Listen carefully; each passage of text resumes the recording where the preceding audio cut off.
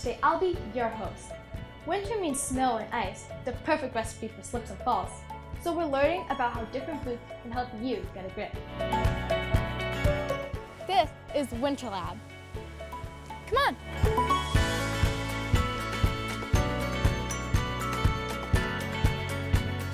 Wow, it is so cold in here.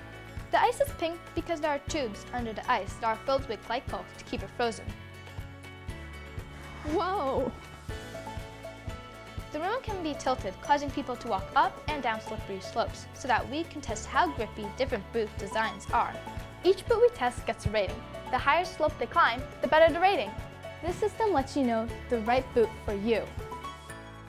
We can also test the effectiveness of tires on wheelchairs and accessibility scooters. It is important to keep people safely moving in the winter.